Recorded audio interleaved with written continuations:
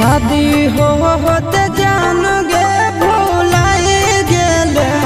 दिलवा दुखाई दे लगे प्यार में पगला बनाई देले कहवा पराई गे लगे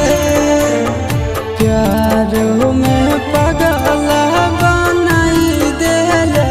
कहवा पराई गे लगे सोचला